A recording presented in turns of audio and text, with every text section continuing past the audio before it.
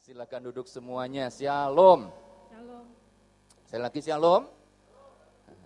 Musik boleh di stay aja deh tempatnya. Thank you. Selamat tahun baru tentunya. Halo. Amin. 2014 adalah tahun apa? Tahun dibukanya pintu-pintu mujizat. Apa itu mujizat? Coba katakan dulu semua. 2, 3. Mujizat. Rada fales. 2, 3. Mujizat. Oh iya, rada fales sih memang ya, karena sesuatu yang jarang itu kadang fales.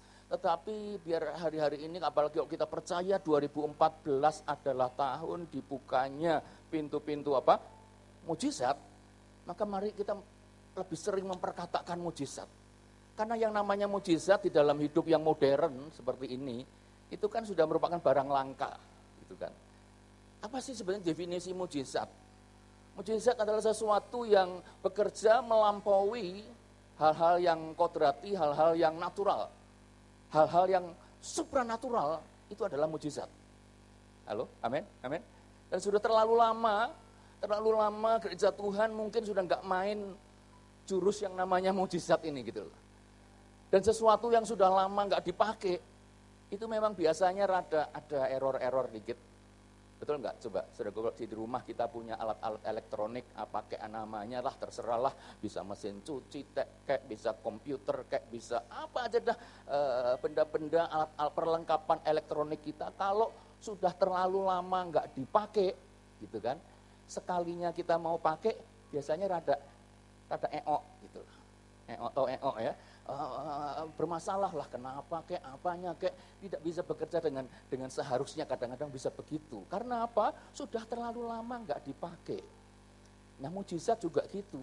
Karena banyak anak Tuhan canggung masuk ke dimensi mujizat karena sudah nggak lama nggak pakai dimensi itu. Tapi puji Tuhan, Tuhan menuntun dalam 2014 kita akan masuk ke dimensi yang luar biasa itu. Halo, amin? Dimensi mujizat. Kalau Tuhan sudah ngomong mujizat, waduh, itu berarti akan ada hal-hal besar sehingga sampai anak-anaknya perlu diperlengkapi dengan yang namanya mujizat. Kalau hal biasa-biasa aja nggak perlu mujizat. Tapi kalau Tuhan sudah ngomong 2014, Tuhan mau bukakan pintu-pintu mujizat, berarti ada hal-hal besar yang kita harus bersiap. Sampai Tuhan harus perlengkapi kita dengan mujizat itu. Tepuk tangan dulu buat Tuhan kita. Haleluya, haleluya. Saudara, mari kita lihat firman Tuhan dari Injil Yohanes. Injil Yohanes. Dalam Injil Yohanes pasal yang kelima, kita akan meriksa satu perikop tentang bagaimana ada seorang yang menderita lumpuh 38 tahun lamanya. Lumpuh 38 tahun lamanya. Bayangin saudaraku, 38 tahun itu bukan waktu yang singkat, bukan? Kalau usianya 70 tahun, barangkali separuh lebih dari hidupnya dalam keadaan lumpuh. Kalau usianya mungkin 40-50 tahun, hampir seluruh hidupnya dalam keadaan lumpuh. Dan orang itu menantikan mujizat dalam hidupnya. Mari kita lihat di dalam Yohanes pasal yang ke-5. Yohanes pasal yang berapa, saudara? Pasal ke-5. Saya baca ayat pertama. Mari bersama-sama kita baca ayat 2. Berganti-ganti sampai dengan ayat yang ke-9. Yohanes pasal yang ke-5 ayat 1 sampai dengan ayat yang ke-9. Sesudah itu ada hari raya orang Yahudi dan Yesus berangkat ke Yerusalem. 2. Di Yerusalem dekat pintu gerbang domba ada sebuah kolam yang dalam bahasa Ibrani disebut apa saudara? Bethesda. Ada 5 serambinya. Dan di serambi-serambi itu berbaring sejumlah besar orang sakit, orang-orang buta, orang-orang timpang, dan orang-orang lumpuh yang menantikan goncangan air kolam itu. 4. Sebab sewaktu-waktu turun malaikat Tuhan ke kolam itu dan menggoncangkan air itu. barang siapa yang terdahulu masuk ke dalamnya sesudah goncangan air itu menjadi sembuh apapun juga penyakitnya.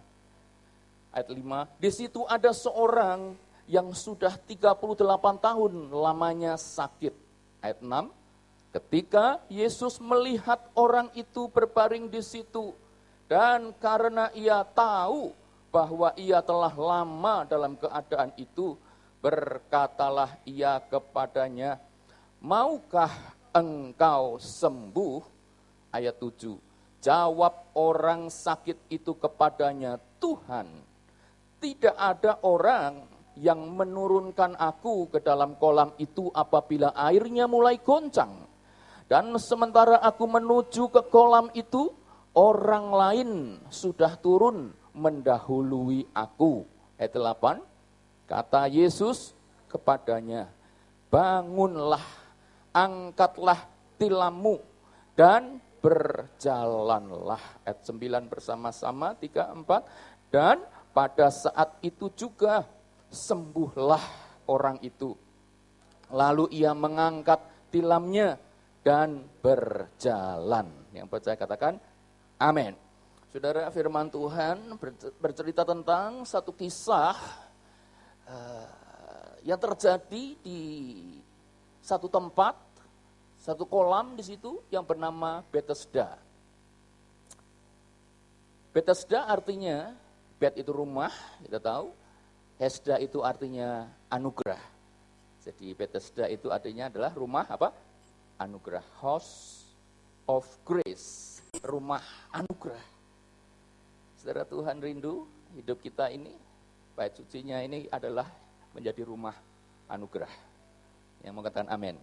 Dan anugerah Tuhan mau limpahkan dalam hidup kita semakin hari semakin bertambah. Tepuk tangan buat Tuhan yuk, kita nyanyikan satu pujian ini yuk. Besar anugerahmu,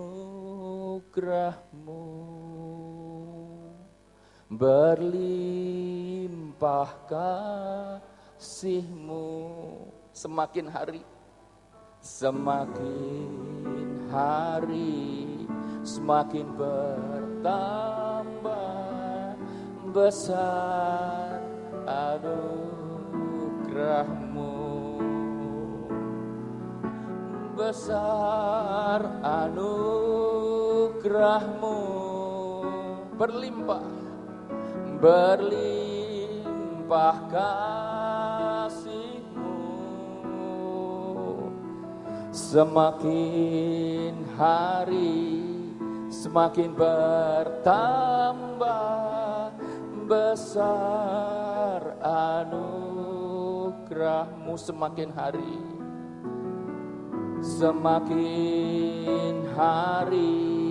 semakin bertambah. Kasih tepuk tangan dulu bagi Tuhan yang anugerahnya semakin bertambah dalam hidup kita. Haleluya. Besar anugerahmu.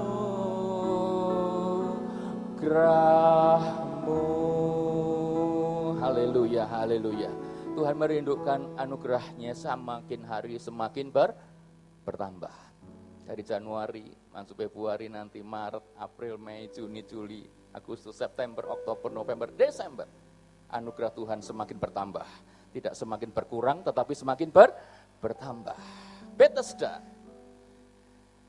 Dan dikatakan Bethesda ini dekat dengan pintu gerbang yang bernama pintu gerbang domba.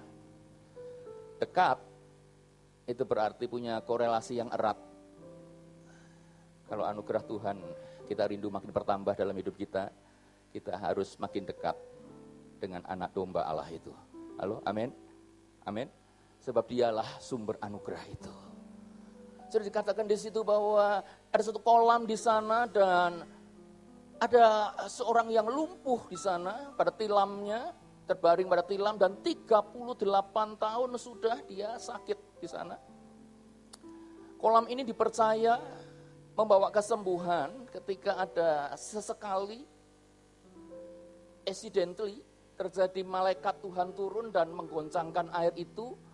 Lalu orang yang lebih dulu, ini Ini mitosnya, ceritanya yang lebih dulu masuk ke dalam air yang bergoncang itu akan mengalami kesembuhan. Dan dikisahkan bahwa orang yang lumpuh ini selalu ketinggalan. Selalu ketinggalan. Kenapa? Karena begitu air itu digoncangkan oleh malaikat, dikatakan, maka orang lain sudah duluan masuk ke dalam air itu dan menjadi sembuh, sementara dia tidak menjadi sembuh. Bahkan ketika dirinya berusaha untuk lari menuju ke kolam itu, sudah ketinggalan. Saya katakan di depan tadi, seperti kisah tadi mengingatkan apa? Bahwa seolah-olah mujizat itu menjadi barang yang langka sekali. Tetapi kita mau percaya 2014 mujizat tidak menjadi barang yang langka. Amin, amin. Langka, kenapa? Coba nunggu sampai ada air digoncangkan malaikat baru ada mujizat. Saudara rindu? Ada mujizat setiap hari dalam hidup kita. Amin. Oh, itu juga kerinduan saya. Biar setiap hari adalah hari yang penuh mujizat dalam hidup kita. Nah, si lumpuh ini, saudaraku, 38 tahun mengalami situasi seperti itu. Situasi di mana mujizat menjadi barang langka di dalam hidupnya. Sampai dia sudah enggak expect mujizat lagi. Sebab itu ketika Yesus masuk lewat pintu gerbang domba dan mampir ke kolam Bethesda itu, Tuhan Yesus melihat situasi yang terjadi, orang ini sudah enggak expect mujizat apapun lagi. Sebab sudah 38 tahun lamanya. Sementara di serambi-serambi di sekitar kolam itu, serambi itu apa ya? Serambi itu ruangan apa itu ya? Mungkin berupa gazebo, mungkin berupa sal, berupa hall. Ada 5 serambi di sekeliling kolam itu. Saudara, kalau kolam Bethesda itu boleh digambarkan sebagai kolam kehidupan kita. Ada 5 serambi penting di dalam kehidupan kita.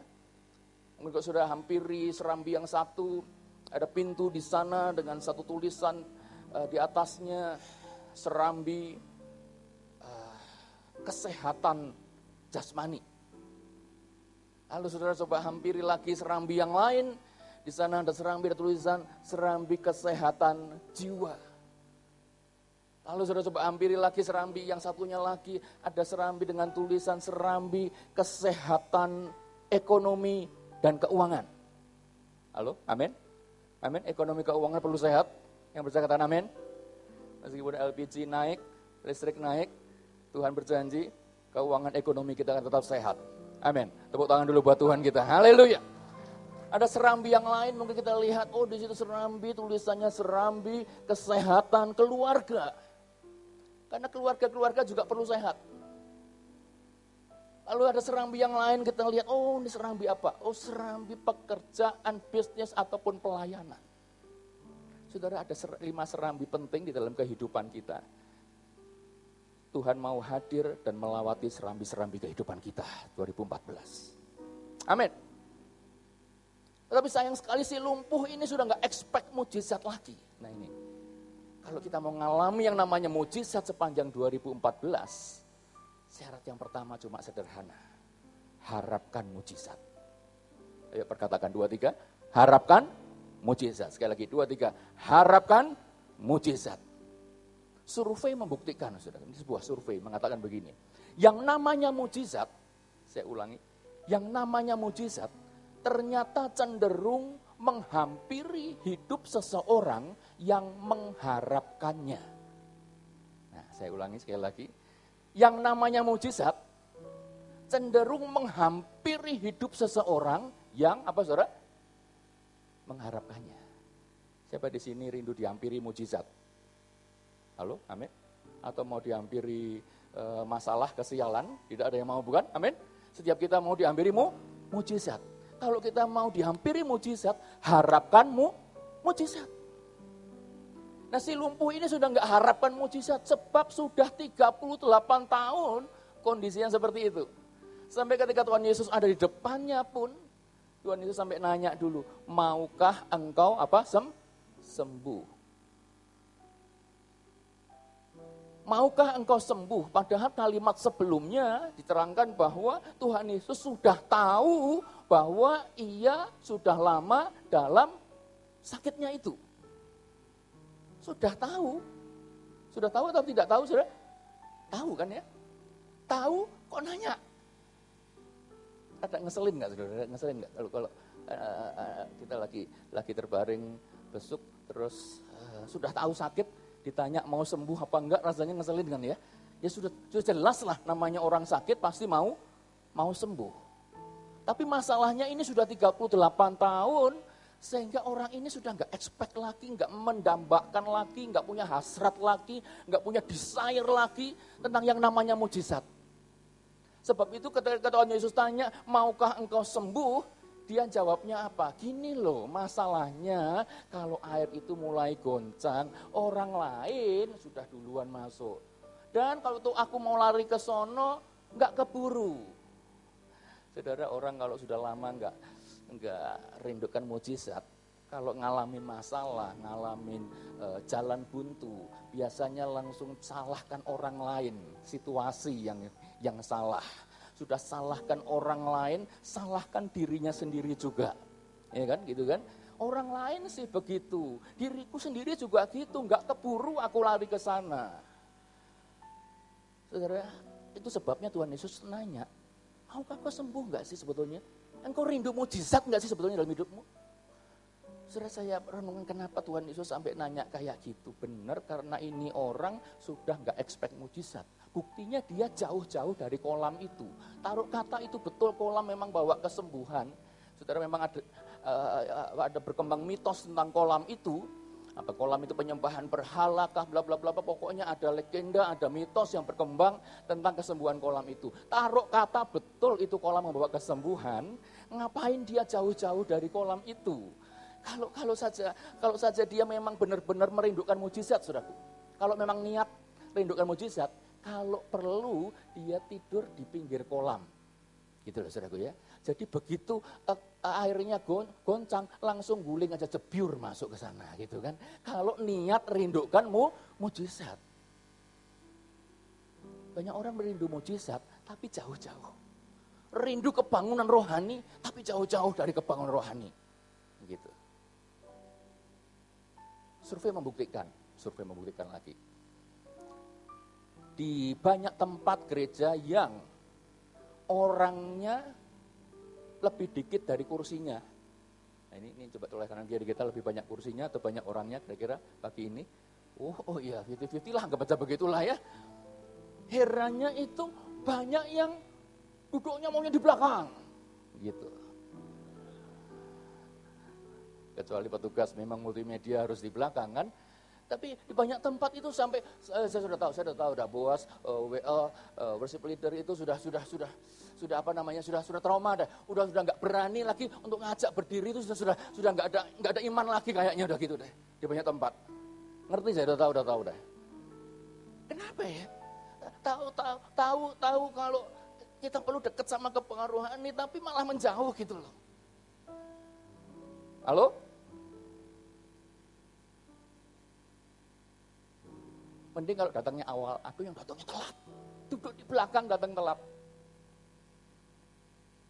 Sampai satu kali ada kisah tentang seorang pendeta yang sedang khotbah dengan judul serem khotbahnya, judulnya Setan.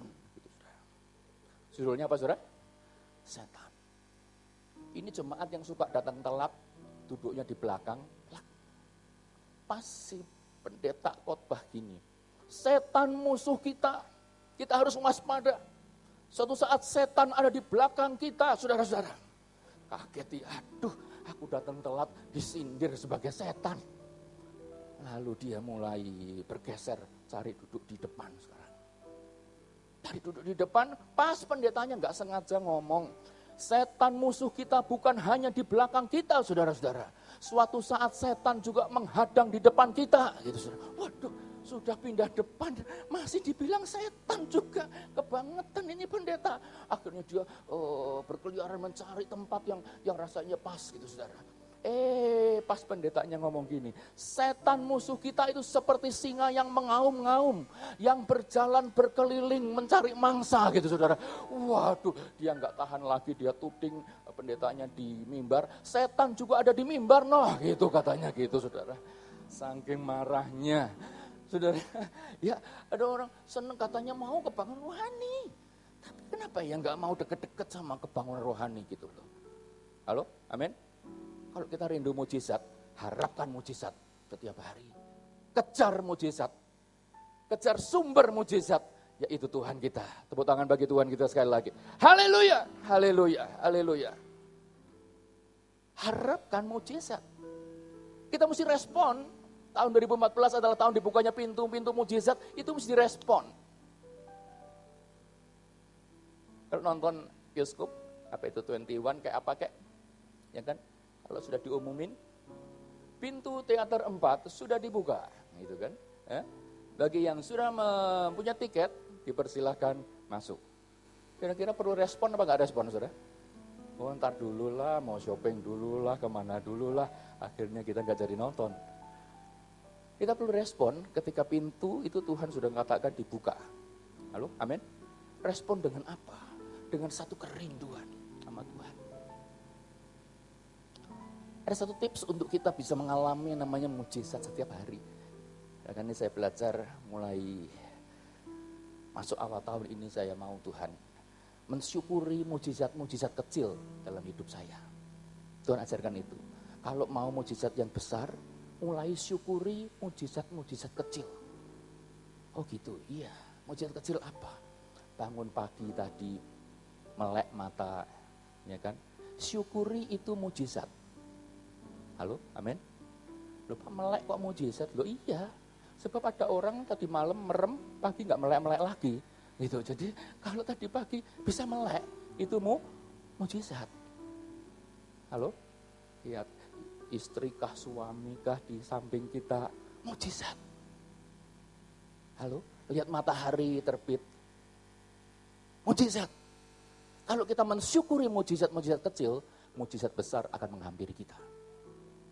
Satu kali di sebuah dusun, tersiar kabar yang luar biasa dari sebuah panti jompo, orang-orang tua, udah 90 tahun, itu tersiar berita kemana-mana sampai keluar dari dusun itu, keluar kota sampai beritanya sampai kepada sebuah surat kabar dan mengutus reporternya untuk meninjau panti jompo yang satu itu. Kenapa? Sebab dari panti jompo itu, saudara, itu terdengar berita gini, bahwa di sana terjadi mujizat-mujizat setiap hari di sana. Waduh, luar biasa. Sampai akhirnya reporter surat kabar datang ke sana untuk menginterview nenek-nenek, oma-oma yang ada di panti jompo itu. Gerangan apakah mujizat yang terjadi dari tempat ini? Lalu ketika nenek-nenek itu diinterview, nenek-nenek, oma-oma itu cuma jawab gini, mujizat apa? Ya kami ini umur sekian, setiap hari masih bisa melek kayak gini, ini ya mujizat namanya. Halo, amin? Amin. Kalau kita mensyukuri mujizat-mujizat kecil, mujizat besar akan datang dalam hidup kita. Tepuk tangan bagi Tuhan. Haleluya, haleluya. Harapkan mujizat. Jangan trauma meskipun sudah 38 tahun. Waktu ikut KKR bersama tim Healing Movement, bersama Pak Niko dan tim di Pekalongan beberapa bulan kemarin, di antara orang-orang yang harus didoakan, saya menghampiri seseorang yang duduk dengan tongkat di tangannya, lalu dari matanya kelihatan sudah ngeblank gitu, sudah nggak ada expect mujizat lagi. Kami tanya, Pak, tadi sudah didoakan? Sudah berapa kali Pak didoakan tadi? Nggak tahu sudah 5 kali atau lebih tadi. Oh gitu. Lalu apa yang sudah dirasakan Pak? Sembuh dalam nama Yesus, sudah sembuh Pak? Nggak jawab. Saya tahu dia seperti ada kekecewaan. Lalu waktu saya ajak doa sekali lagi, juga nggak respon. Dari wajahnya, dari matanya kelihatan nggak respon. Lalu saya mulai encourage dia dengan satu hal. Gini Pak, tetap harapkan mujizat ya Pak. Tetap harapkan mujizat. Mau nggak Pak, kita doa sekali lagi. Sekali lagi. Angkat imanmu sekali lagi. Terus saya bilang gini, seandainya toh sekali lagi ini nggak sembuh. Seandainya toh sekali lagi ini nggak sembuh ya Pak. toh dari tadi memang nggak sembuh kan, gitu loh. Jadi nggak usah terlalu kecewa kalau toh nggak sembuh, gitu loh. Tapi siapa tahu, Pak, siapa tahu kali ini mujizat terjadi, gitu. Mulai kelihatan matanya tuh mulai ada sinar, mulai oh ya, why not kita coba sekali lagi gitu kan ya. Kalau toh nggak sembuh kan ya memang dari tadi memang nggak sembuh kan, gitu. Lalu dia mulai mau bangkit diri. Kita doain dalam nama Yesus. Yuk Pak, mulai jalan, yuk mulai ngelangkah Pak, mulai ngelangkah.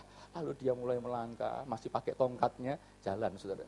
Lalu saya minta dalam nama Yesus, tongkatnya ditinggal Pak, tongkatnya ditinggal. Istrinya itu di sebelahnya melongo aja gitu Saudara. Lalu akhirnya tongkatnya ditinggal, dia jalan keliling lapangan. Saudaraku sampai istrinya ditinggal, enggak tahu duduknya di mana, lupa.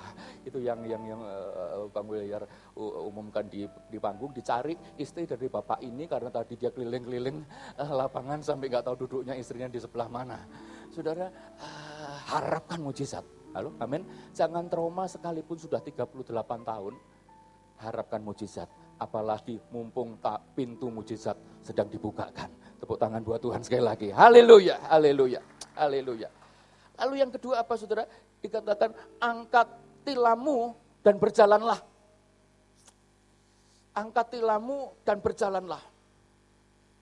Tilam itu apa ya? Tilam itu bicara tentang tempat di mana dia bersandar. Tilam itu bicara tentang comfort zone sebetulnya. Loh kok comfort zone ya? Comfort zone itu apa, zona nyaman itu bukannya orang yang ini Pak, ya orang yang kaya raya, yang depositonya sudah sekian triliun, sudah begitu melek mata, sudah setiap pagi bunganya sekian ratus juta, sekian miliar, begitu melek mata bunganya aja sudah miliaran, bukannya gitu. Itu orang yang ada di comfort zone gitu kan, zona nyaman. Ternyata enggak gitu loh Saudara. Ternyata yang namanya zona nyaman, comfort zone itu bahayanya itu bisa menghinggapi siapapun, baik orang kaya maupun orang yang ada di kolong jembatan sekalipun. Gitu ternyata. Betul Saudara, gue coba perhatikan, coba dekati salah seorang di kolong jembatan sana sekali-sekali gitu ya. Diajak ke hotel, nginep di hotel gitu. Nanti kan enggak betah. Nanti kan dia malah balik lagi ke kolong jembatan itu. Karena bagi dia kolong jembatan itu sudah comfort zone. Halo, amin. Amin. Hati-hati ya dalam hidup kita ini. Ada hal-hal yang comfort zone yang Tuhan mau kita tinggalkan itu dalam 2014 supaya kita boleh mengalami dinamika yang lebih lagi dalam Tuhan. Amin. Jangan terperangkap pada comfort zone yang apa ya? Satu kisah yang hanya apa ya? Kadang kita menunggu sesuatu yang mendesak kita begitu rupa baru kita bergerak. Jangan demikian. Satu kali ada seorang pemuda yang datang kepada seorang guru bijak dan mendengarkan beberapa pengajaran, wejangan yang bijak dari guru bijak ini. Sementara si pemuda ini sedang mendengar wejangan dari si guru bijak ini, Saudara. Pendengaran si pemuda ini terganggu oleh suara anjing yang merupakan peliharaan dari sang guru. Anjing itu sepanjang pembicaraan itu tadi, itu anjing itu tidur di atas sebuah permadani dengan mengerang-erang, merintih-rintih dan mengerang-erang gitu terus. Jadi si pemuda ini terganggu gitu sampai akhirnya dia nggak tahan lagi, dia nanya sama sang guru, "Guru, itu kenapa kok anjing itu dari tadi kok mengerang-erang terus tidur di permadani itu mengerang-erang terus, kenapa dia?" Kalau guru itu dengan tenang berkata gini, Saudara, "Oh, itu karena ada paku di permadani itu." "Hah? Paku?" Gitu kan. Ada paku. Nah, lalu kenapa dia tidak beranjak itu anjing dari tadi kalau memang ada paku di permadani itu? Lalu guru bijak itu menjelaskan, memang ada paku di permadani itu, namun rupanya paku itu belum cukup menyakitkan untuk anjing itu mau beranjak dari permadani itu. Saudara, kadang ada orang begitu, saudara ya. Tahu nih kondisinya ini harusnya dia beranjak nih. Nggak bisa kayak gini terus. Tapi tidak kunjung beranjak juga sampai ada sesuatu yang harus menyakitkan dia baru beranjak. Tapi semoga anak-anak Tuhan di tempat ini nggak demikian. Amin. Amin. Kita mau beranjak, kita mau bergerak. Jangan sampai nunggu satu goncangan, jangan sampai nunggu sesuatu yang menyakitkan kita baru kita bergerak. Tapi biar kita bergerak di dalam waktu Tuhan hari-hari ini, tinggalkan comfort zone kita yang lama, hal-hal yang lama. Saya melayani di kantor-kantor, di tempat-tempat kerja, dan saya mendengar curhat yang cerita, ya gimana ya Pak, rasanya kok Tuhan sih sudah paksa aku untuk keluar dari tempat ini rasanya sih gitu ya, tapi aku rasanya nggak berani melangkah, Pak, kan sudah sekian belas tahun aku ada di sini. Aduh, rasanya untuk memulai dari nol lagi, aduh nggak gampang, Pak. Nah, itu comfort zone namanya, itu zona nyaman. Kalau Tuhan tuntun kita melangkah, kita harus berani melangkah. Yang mengatakan amin. Dalam bidang apapun, pekerjaan, pelayanan apapun, saudaraku, kalau Tuhan tuntun kita harus melangkah di dalam waktunya Tuhan. Ada seorang teman yang beberapa waktu kemarin mampir ke rumah, minta didoakan, karena ceritanya panjang, saudaraku. Tadinya dia bisnis dari keluarga besarnya, cukup lancar semua, tapi entah bagaimana bisnisnya hancur, bangkrut semua. Lalu sampai rumah pun harus kontrak. Namun yang menyedihkan bukan hanya rumahnya kontrak, saudara. Tetapi setiap kali dia kontrak rumah, itu rumah ada setannya. Jadi doain sama hamba Tuhan, setannya lepas. Saudara, pindah rumah lagi, kontrakan, ada setannya lagi. Pindah kontrak lagi, ada setannya lagi. Dari kejauhan kami amati, ini orang kasihan sekali. Udah miskin, diuber-uber setan terus gitu kemana-mana. Saudara, lalu apa yang terjadi? Dia minta doakan. Kami berdoa, saya sudah nggak bisa ingat berapa ratus tangan barangkali berdoa untuk masalah pekerjaan, masalah bisnis dan sebagainya. Ya berdoa buat itu. Lalu dia berkata, tapi aku tidak ada harapan lagi, Pak. Rasanya nggak bisa menghadapi apa kerjaan baru, apa yang aku bisa hadapi dengan kehancuran semuanya ini. Saya tanya hobi apa, dia cerita dia hobi melukis. Lalu dia tunjukkan di BlackBerry-nya ada beberapa contoh lukisannya. Saya lihat nggak terlalu bagus lukisannya, tapi saya berkata, ayo mulai tekuni apa yang Tuhan percayakan kepadamu. Lalu kami berdoa buat mereka. Berapa waktu kemudian dia telepon, dia berkata begini, tolong bantu doa, aku ikut pameran lukisan di Gandaria City. Jadi di Gandaria City ada pameran lukisan, galeri, dijual lukisannya, ada pelukis ternama, setengah ternama, pemula, ikut pameran lukisan di Gandaria City itu. Dan dia telepon dan bilang, tolong doain lukisanku supaya bisa laku. Saudara, saya dan istri datang siang itu, saya coba cari mana lukisan dia. Dia sendiri belum datang rupanya siang itu, saya coba cari mana lukisannya. Ketemu, ada lukisan kuda sedang berlari. Kuda sedang berlari. Saya amati kuda sedang berlari, tapi kok nggak bagus. Kuda sedang lari, mestinya kan surainya itu berkibar-kibar, begitu kan, bagus gitu kan ya. Ini kuda berlari kok surainya kurang berkibar. Kayaknya nggak bagus. Sementara di sebelah sini ada lukisan orang lain, gambar harimau. Harimaunya luar biasa sekali. Harimau itu dilukis begitu rupa sampai sekumis-kumisnya itu digambar satu persatu gitu. Rasanya aduh Tuhan, kalau doain yang harimau ini rasanya mantep gitu. Kalau doain yang ini, aduh rasanya kok kurang mantep. Saudara, coba saya cari lukisan dia yang lain yang mana lagi. Ketemu lukisan Yesus sedang berdoa, saudara. Lukisan Yesus sedang berdoa, tapi dia curang. Yaitu Yesusnya itu dikerudungin anduk putih gitu loh, saudaraku. Jadi dia nggak perlu repot gambar rambutnya. Sementara lukisan orang lain di sebelah sini saya lihat gitu, bagus sekali. Yesus sedang bermahkota duri, itu sampai durinya tuh satu persatu digambar begitu. Peluhnya, keringatnya digambar satu persatu. Aduh, kalau doain yang kayak gini ini mantep. Yang ini Yesus kudungan anduk, sudah, waduh, rasanya nggak mantep deh. Doain aja rasanya imannya nggak muncul gitu. Tapi ya sudahlah ya, saya ngomong sama istri saya, udah mumpung orangnya belum datang, kita doain cepet-cepetan aja dalam nama Yesus, sudah laku gitu kan ya. Kita pas turun eskalator, ketemu dia di bawah, sorry telat nih, udah didoain belum, udah, dan sebagainya. Lalu mereka minta didoakan, berdoa buat mereka, amin. Kami pamit pulang. Itu pamerannya berlangsung hampir 2 minggu kurang lebih.